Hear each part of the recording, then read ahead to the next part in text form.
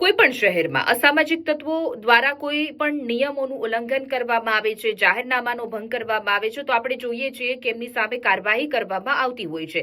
એ પછી કોઈ પણ આમ જનતા પણ આમ નાગરિક પણ જો કોઈ પણ જાહેર રસ્તા ઉપર જન્મદિવસની ઉજવણી કરે, મોટા મોટા તાઇફા કરે, રસ્તો રોકીને અને આ પ્રકારનું કૃત્ય કરવામાં આવે તો એમની સામે કાર્યવાહી કરવામાં આવતી હોય છે. પરંતુ અહીં ભારતીય જનતા પાર્ટીના નેતા દ્વારા એક નહીં પરંતુ બે નેતાના વિડીયો સોશિયલ મીડિયા ઉપર વાયરલ થઈ રહ્યા છે. એમાંથી સુરતના ઉધનાના વોર્ડ નંબર 24ના પ્રમુખ પ્રકાશ ખેરનાર કે જેમનો એક વિડીયો ગઈકાલથી સોશિયલ મીડિયા ઉપર વાયરલ થઈ રહ્યો છે, જેમાં જોઈ શકાય છે જાહેર રસ્તામાં રસ્તો રોકીને તાઇફા કરવામાં આવે છે, સેલિબ્રેશન કરવામાં આવે છે, ફટાકડા ફોડવામાં આવે છે અને કેક કાપીને ઉજવણી કરવામાં આવે છે. સાથે જ આ વિડીયો હજી 24 કલાકથી પણ વધુ સમય થઈ ચૂક્યા છે, પરંતુ કોઈ પ્રકારની કાર્યવાહી કરવામાં આવી નથી.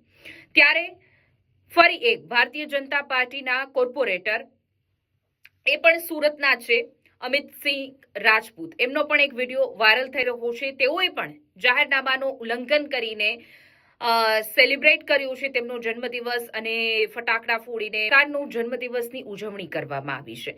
ત્યારે સવાલ ભારતીય જનતા પાર્ટીના નેતા છે એટલે પણ થઈ રહ્યો છે, કારણ કે ખુદ ભારતીય જનતા પાર્ટી કહી રહી છે કે અમારી પાર્ટી શિસ્તબદ્ધ પાર્ટી છે, અમારો એક એક કાર્યકર્તા, અમારો એક એક નેતા જે છે તે એક શિસ્તબદ્ધ છે.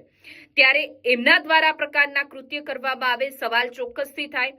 બીજી તરફ પોલીસ પ્રશાસન ઉપર પણ સવાલ ઉઠશે, કારણ કે આ વિડીયો સોશિયલ મીડિયા ઉપર વાયરલ થઈ રહ્યા છે. કોઈ જો આમ જનતા હોય કે પછી કોઈ અસામાજિક તત્વો દ્વારા આ પ્રકારનું કૃત્ય કરવામાં આવ્યું હોય અને એમનો વિડીયો વાયરલ થયો તો અત્યાર સુધીમાં એ જેલના સળિયા પાછળ હોત, એમની સામે કાર્યવાહી કરવામાં આવી હોત.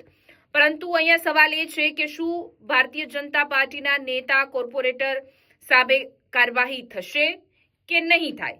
તમને શું લાગી રહ્યું છે? કારણ કે નિયમ, જાહેરનામા કે કોઈ પણ પ્રકારના નિયમ હોય છે એ આમ જનતા હોય કે નેતા હોય તમામ માટે સમાન જ હોય.